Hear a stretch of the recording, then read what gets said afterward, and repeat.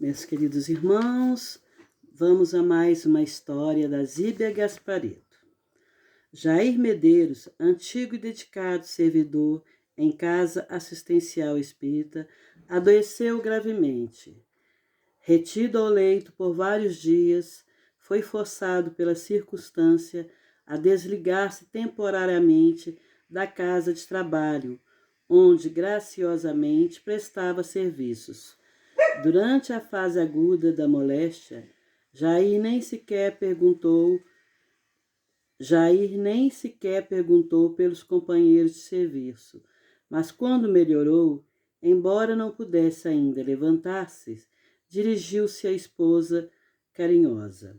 Maria, por que meus amigos e companheiros foram proibidos de me visitar? Estive tão mal assim?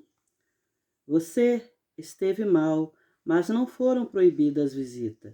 Então, não os vi? Ela respondeu com simplicidade. Não vieram. Jair lançou-lhe um olhar surpreendido. Depois, querendo esconder certo desapontamento, tornou. Eles são muito discretos. Vai ver que não queriam vir para não incomodar. Mas se souberem em melhor estado, virão certamente. Mas, apesar de desejar demonstrar costumeira alegria, Jair estava aborrecido. De temperamento alegre e espirituoso, levava a alegria onde aparecesse. Era estimado e cumpridor de seus deveres. Aliás, sabia que a sua ausência prejudicaria o andamento do serviço no seu setor de atividade. Mas os dias foram passando e, ainda acamado, Jair sentia-se cada vez mais abandonado pelos companheiros. Ninguém aparecia nem pedia notícias.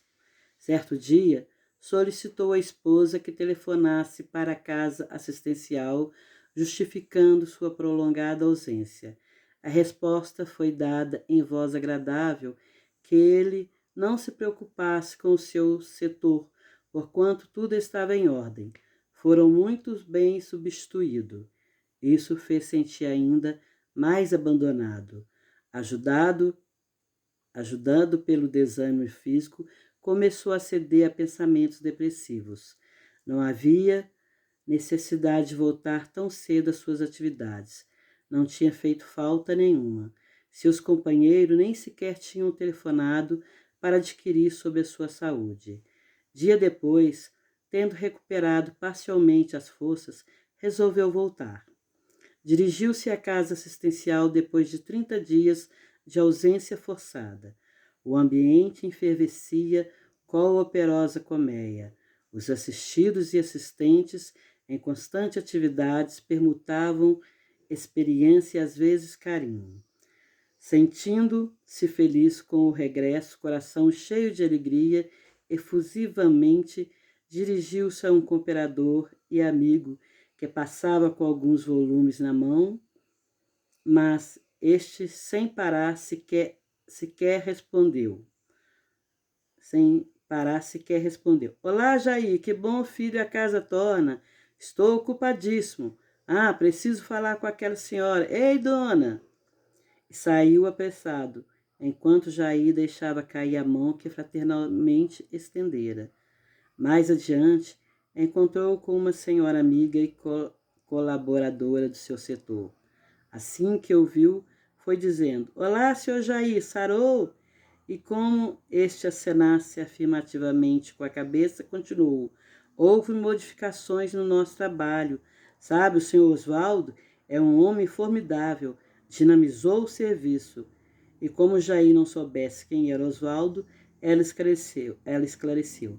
Ora, o novo colaborador que eu tenho substituído.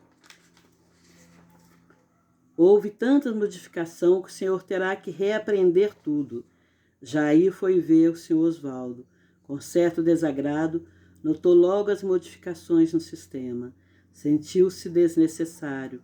E quando Oswaldo se propôs a ensiná-lo a fazer o serviço de acordo com a sua maneira, Jair delicadamente agradeceu, dizendo que não ia reassumir o posto ainda, e sabendo o entregue a mão competentes, poderia convalescer-se melhor. Quando se retirou, ia deprimido e triste. Era bem verdade, pensava, que os companheiros estavam muito ocupados para lhe dar mais atenção. Ao chegar em casa, sua mulher ouviu-lhe o desabafo e ajuntou. Eu não dizia quantas vezes você deixou de me levar à casa dos meus, em visitar os parentes, aos passeios, para encerrar naquelas paredes, trabalhando em benefício de pessoas ingratas e ociosas? Deixe de uma vez dessas coisas, manias adquiridas com essa loucura que é o espiritismo. Jair deixou pender a cabeça abatida e respondeu: depois de tantos anos, começo a pensar que talvez você tenha razão. Entretanto, no plano espiritual, uma sombra sinistra instalava-se ao lado de Jair com funda ascendência sobre sua vontade, ao mesmo tempo que um de seus companheiros dirigia-se a toda pressa para um lugar muito próximo à terra e de desagradável aparência. Algumas entidades, trazendo na fisionomia vestígios de apegos ao mundo material e aos vícios, reuniram-se trocando ideias sobre suas atividades. Com a sua chegada, calaram-se, enquanto o recém-vindo, em largo sorriso, comentou: hoje concretizamos grande vitória. O caso Jair Medeiros, que nos vinha preocupando pela sua perseverança no bem, inutilizando-nos diversas realizações, vencemos finalmente. Os outros, rindo sinistramente, o rodearam, esperando suas conclusões. Como sabem, tentamos diversas situações. Ele não cedeu, nem à vaidade, nem à luxúria, nem às festas e prazeres, e nem às mulheres, nem o dinheiro. Entretanto, o Jonas teve ideia genial. Vendo o doente e acamado, interceptou toda a assistência moral dos seus companheiros de tarefa. Profundamente interessado, alguém perguntou: como conseguiu? Por acaso perturbou, obscureceu a mente deles? De maneira alguma, isso seria contraproducente. Eles, em sua maioria, conhecem nossa maneira de agir.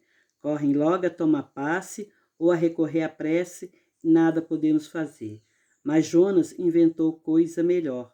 Colaborou para o acúmulo de serviço. Trabalhamos arduamente para divulgar as atividades assistenciais da casa, sugerindo a um número bastante grande de criaturas necessitadas que comparecessem ao local, causando-lhes problemas de toda ordem, e eles, por sua vez, recorriam aos préstimos dos cooperadores. Gozando o suspense de suas palavras, concluiu: vocês precisam ver como corriam de um lado para o outro, tentando resolver os problemas daquela gente. Ninguém lembrou-se de visitar o Jair. E os assistentes espirituais não fizeram nada? Claro que fizeram.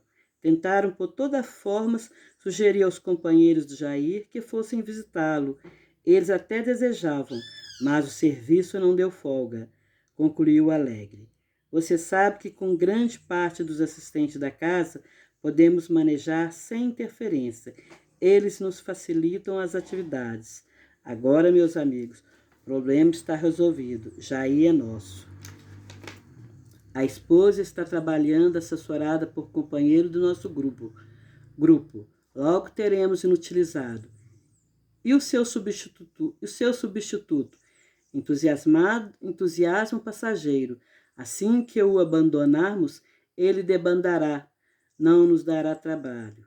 E, em meio à alegria geral, ajuntou: quem tiver um problema igual de afastar alguém dessas atividades assistenciais, é só aproveitar a ocasião e ofertar-lhe a certeza da própria inutilidade. Quanto aos seus companheiros, serviço nele, bastante serviço, é o melhor remédio. Marcos Vinícius. Então, meus irmãos, aqui está falando sobre o que muitas casas espíritas sofrem, ataque das trevas, a oferta, né? Que é isso? Então, o Jair Medeiros, que era um homem bom, dedicado ao trabalho, ficou doente e afastou. Muitas vezes, espíritos trevosos fazem o médium ficar doente, às vezes nem fica doado, mesmo de longe ele perturba para o médium ficar doente e não poder comparecer no trabalho, né? Então, o Jair era um trabalhador que ficou doente e ficou de cama.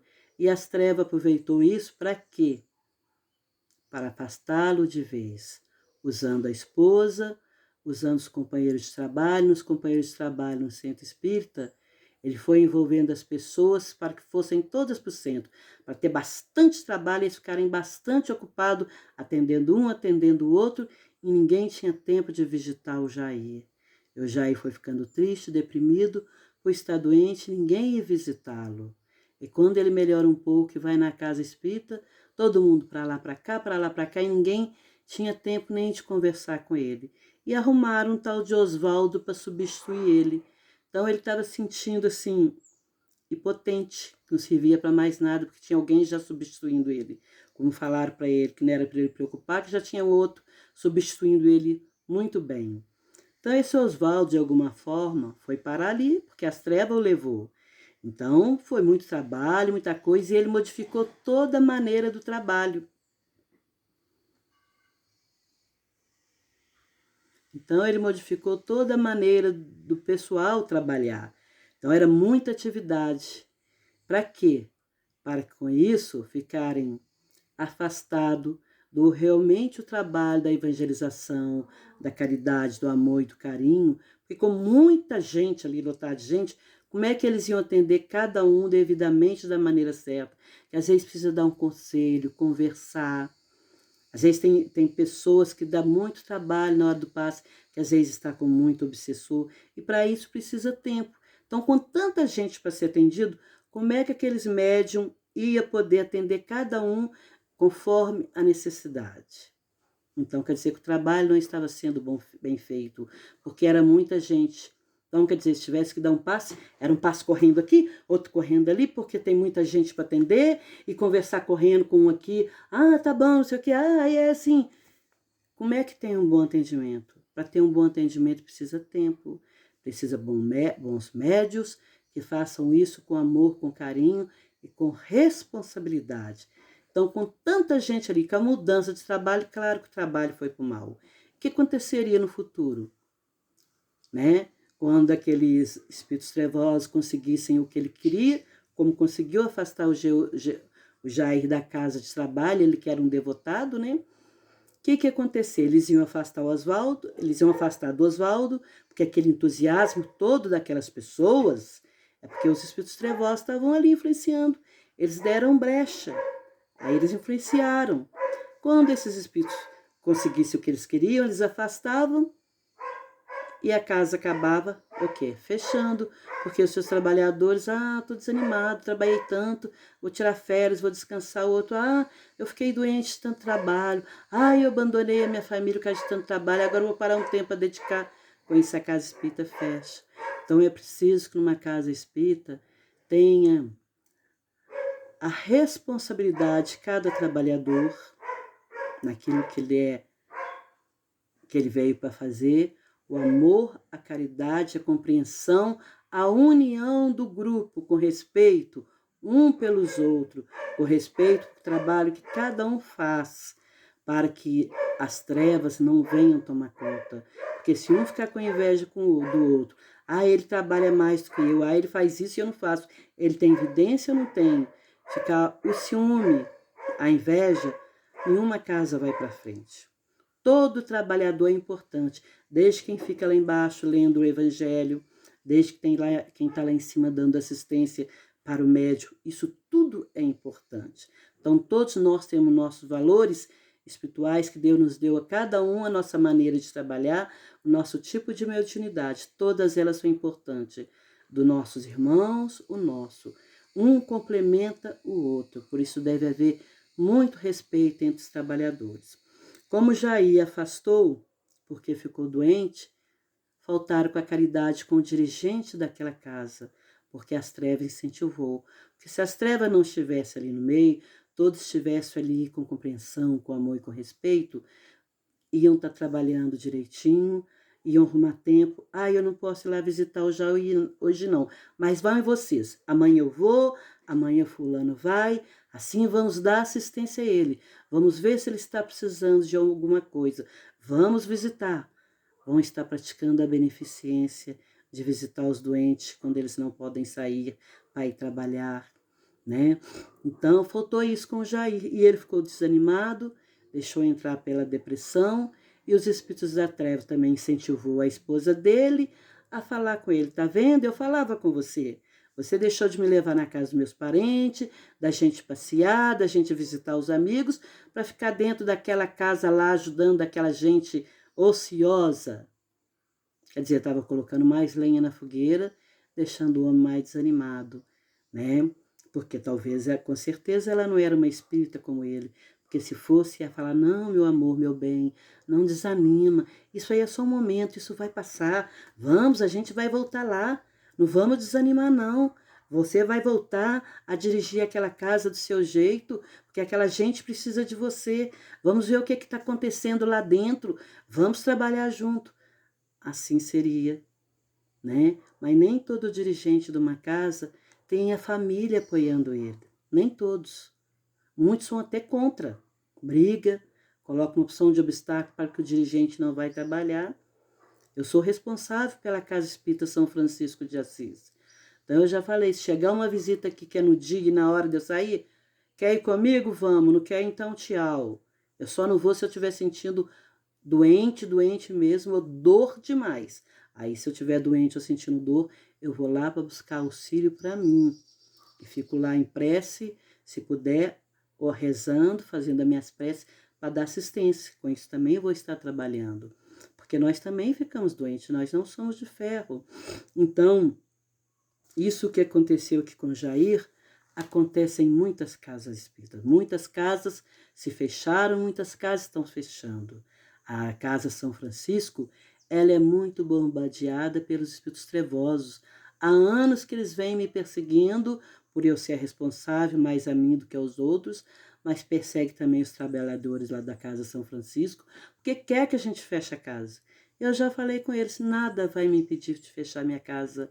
Isso aqui alimenta minha alma, esse é meu trabalho, essa é minha tarefa com Jesus. Jesus está à minha frente e me conduzindo, eu não vou fechar essa casa.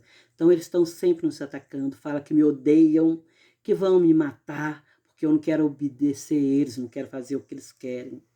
Mas eu sempre ponho Deus à frente. E meus amigos, que trabalham comigo, somos muito unidos, um orando pelo outro. Quando não pode ir, o outro trabalha, porque todos trabalham, têm seus compromissos, às vezes com doentes também, né? Mas todos ali unidos estamos trabalhando.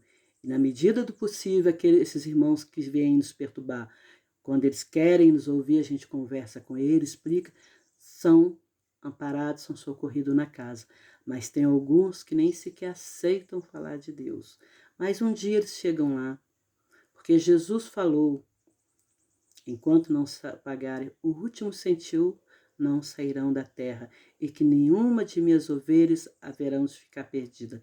Então, todo ser humano, não importa, pior que ele seja, não importa se é um espírito das trevas, se é um viciado, se é um drogado, se é um bêbado, se é um assassino, um estuprador, um dia, através da reencarnação, nascendo e morrendo, reencarnando e desencarnando, um dia todo ser humano, todas essas criaturas de Deus vão evoluir. Um dia o nosso planeta vai ser um planeta de paz e de amor, porque querendo ou não querendo, todos nós um dia vamos chegar a Deus. Todos nós, porque todos nós temos dentro de nós a centelha de Deus. Todos nós somos filhos de Deus.